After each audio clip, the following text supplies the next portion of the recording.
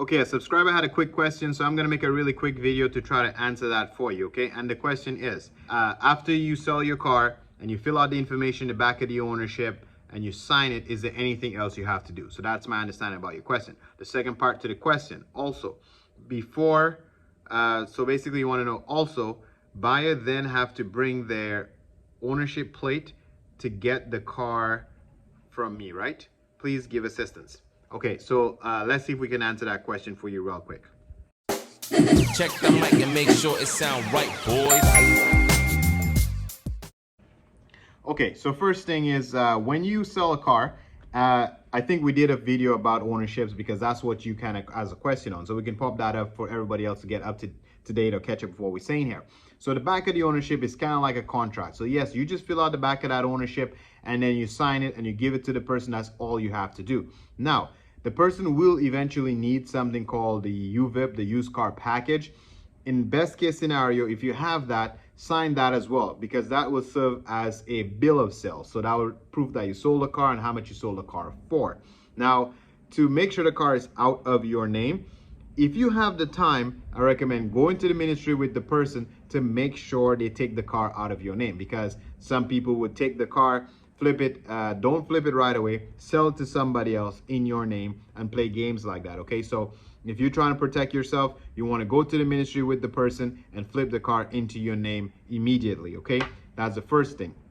The second thing you can do is just give them the ownership with the sale package. If you did buy one of those used car packages, give it to them, that's fine. But let them know that you will be going to the ministry within a week. So give them a week, give them 5 days, whatever the case may be. You can go to the ministry and you can basically let the ministry know based on the VIN number that this car was sold. So you no longer have this car, you don't want this car in your name, it was sold. Okay, so this is something that people normally do after you export a car or you ship a vehicle and you want to make sure that it's not in your name. It's just a way to motivate the person to get the car out of your name, but it's not something you have to do, okay? It's not something I would worry about. You have proof that you sold a car, you have the personal information that you sold a car with. So if you don't have the time, I wouldn't say that you have to go to the ministry, okay? But if you can go with them and you have the time, do it. And if you have to return your plates, because you have your plates that you're going to be taking off your car, at the time of returning those plates, you can just gently tell the ministry, obviously I detached my plates because I sold the car. I want to take this VIN number out of my registration, just in case anything happened with that car legally or non-legally. You want to make sure your name is no longer on that car. Now, the second part to your question is, how is the person picking up the car? Well, that's a them problem, not yours, okay? So you don't have to worry about that too much.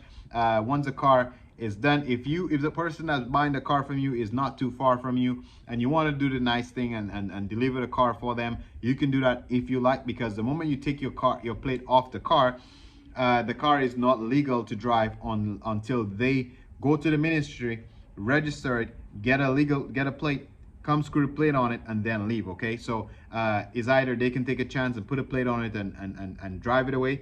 They can hire a tow truck and tow it wherever they want to go. That's really the options, okay? But just keep in mind, if they don't go to the ministry and they just unscrew the plate and screw some random plate on it, if it's not a shop service plate or it's not a dealer plate, which we both made videos of those plates, technically the plates they put on it is not legal, okay? They're just taking a chance to drive it to wherever they want to go, okay? I can't tell you what to do legally. That is your decision if you want to make somebody take the car with some random plate on it. Again, the dealer plate is an approved plate they can go with. The service shop is an approved plate they can go with. If they go to the ministry before picking up the vehicle, you do the transaction. Just to be super clear, I'm just trying to clarify here again.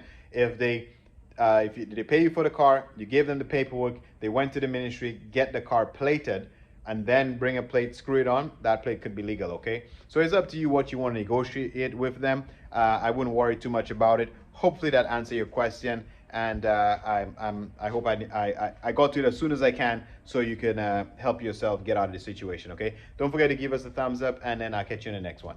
Peace.